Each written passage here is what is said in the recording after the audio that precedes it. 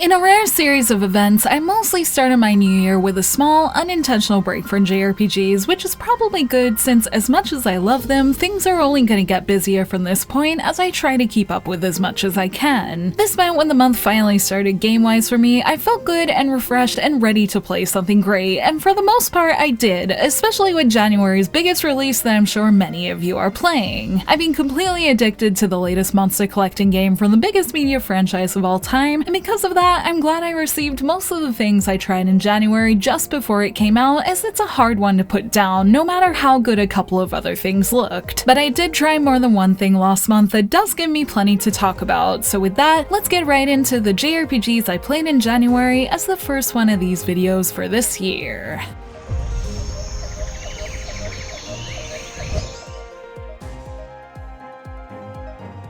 Of course, the game I was referring to as the addictive one I played in January was Pokemon Legends Arceus, a game that was one of my most anticipated ones for this year but still blew my expectations right out of the park, and I think manages to be a serious contender for Game of the Year even this early on. It's got that kind of addictive gameplay loop constantly where I can't help but see a shiny thing in the distance that I usually end up getting distracted by, whether that be a wisp, a break in space and time, or even a Pokemon. As I went through the main story, I found myself constantly doing multiple things along the way, taking my quests of filling the Pokedex very seriously, which encouraged me to explore as much as possible, and it feels like it's on the same level as Xenoblade in terms of being something addictive and easy to chip away at on my Switch, and since I just finished it recently, I'm wondering what I'll do when I jump back into it soon, and look back on my honeymoon period with it in January very fondly. I will review it soon, as I've already written the script for that. There's just a lot to talk about this month first, but know that that's coming soon. I'm glad it ended up being just as fun, if not more than it looked in its trailers, and would really recommend it to anyone who's vaguely interested in it, as I think you won't be disappointed whether you're a Pokemon fan or a fan of JRPGs looking for a world to explore to your heart's content.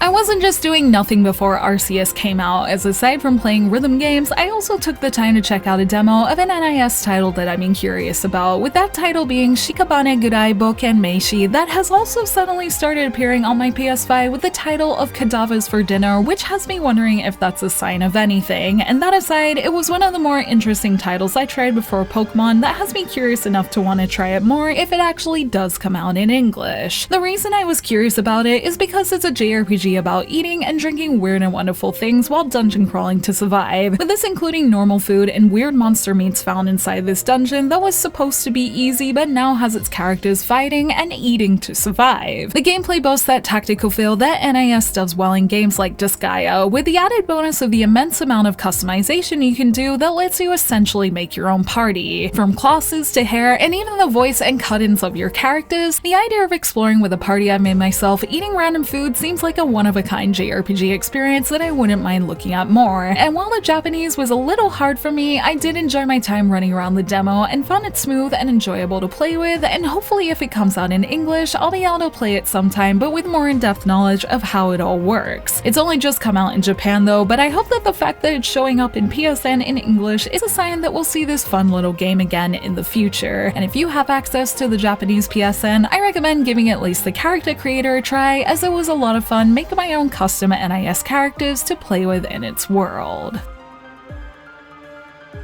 Even before my Cadavers for Dinner experience, I had a surprise pop into my inbox in the form of a code for Edge of Eternity for PS5 that should have just come out by the time this video is up. And since I wasn't playing any JRPGs at that time, and it was about a week before Arceus, I decided to give it a look, even if it was something I wasn't so interested in the past. I've always seen it as something with characters that reminded me a bit too much of Final Fantasy XV, but when looking at its trailers in full, it looked a bit more interesting, and since there are only so many PS5 games to try, I thought why not give it a go. Unfortunately though, after playing it, I didn't really find myself that much into it, possibly thanks to a first hour that tried to do a bit too much, and combat that didn't really end up drawing me in either. Not to go into spoiler territory, but I think they were going with something along the lines of the protagonist going through a lot of loss at the beginning with the way certain events panned out, but for me, it just ended up with a bunch of characters I didn't really find particularly charming disappearing and upsetting a protagonist I hadn't really come to like yet. I also wasn't wasn't wowed by its visuals at all, particularly its character models, at least until the end part of my first hour with it, where it started to put in illustrations while the protagonists were talking that I probably would have preferred early on, as it looked a lot nicer than the models that unfortunately reminded me more of Final Fantasy XV's graphics than it should these days, especially on PS5, as visuals have progressed a fair bit since then. With the combat also not doing anything unique, what was supposed to be a dramatic first hour didn't get me in at all, which is a shame, as the open world stuff and visuals after this hour didn't seem so bad, but because I knew Pokemon was coming, I decided to put it down and let that be the kind of open world experience I wanted to play. I'd love to hear if any of you guys are playing or have had a better experience with this one, and if the open world stuff I just unlocked is worth more of a look than I gave it, so feel free to let me know about that in the comments. But for now, it's one I'll be putting down, which is almost a relief with the amount of things coming out this year. But I hope there are some that enjoy it more than I did, as I know it was in development for a while and had a lot of support on Kickstarter, so I hope those who supported it are getting what they wanted out of it.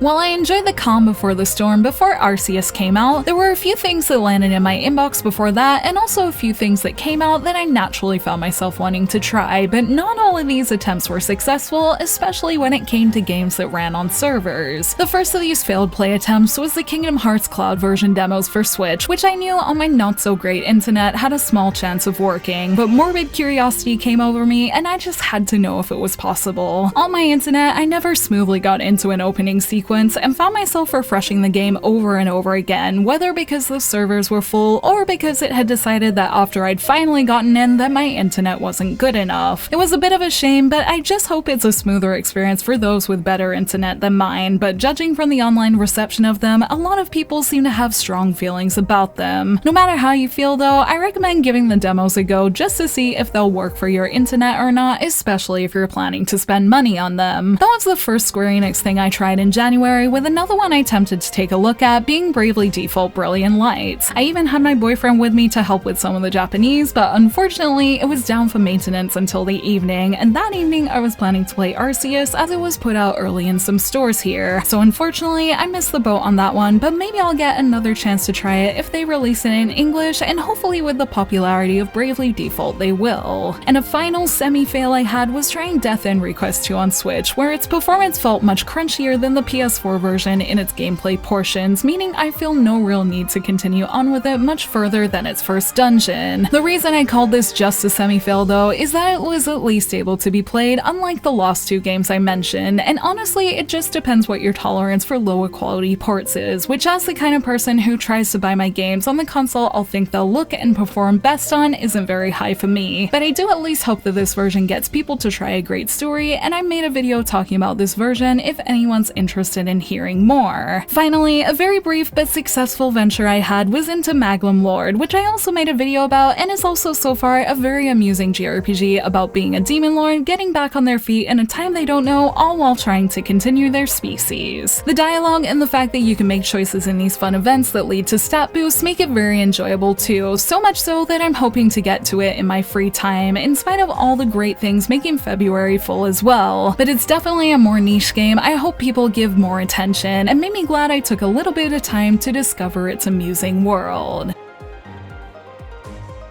Just when I thought I had my February all worked out through my most anticipated games video for this year, a new JRPG I would absolutely love to play got announced that I think perfectly describes February, as it's a month of just way too many things to play. I've been incredibly lucky to have already played some Maglam Lord and Death End Request 2, so that takes a little off my plate, but it doesn't mean I don't have plenty of games to juggle this month. My must-plays for this month are Monark and Atelier Sophie 2, and I had to choose between those two as it's unlikely I'll finish Monark in the few days between it and Sophie 2, with Monark coming out on the 22nd and Sophie on the 24th. So Sophie has become my drop everything game for this month because of course it is, since I'm a big Atelier fan, and I'm excited to see more of her story and a newer Atelier. A new Voice of Cards game was also just announced in the form of Voice of Cards The Forsaken Maiden, and it looks so good too. I just can't think of a free minute I'll get to play it, which is kind of a bummer. It is coming out on the 17th though, and I hope a lot of people play it, as I'm sure it will be good after the first first one, and I love the Voice of Cards seems to be becoming a series like I had hoped, and I may at the very least pick it up to support it because I'd love to see even more from it, especially if this new one delivers. One thing for sure is a vast majority of the games coming out this month do seem great, and there's always the backlog to put things in to play later, so I hope no one feels any pressure to play everything and we can all just play and enjoy things at our own pace. I look forward to hearing what you all end up choosing and look forward to continuing to play some great things myself in what will no doubt be a fantastic month of playing some exciting JRPGs as we're spoiled for choice in this exciting second month of the year.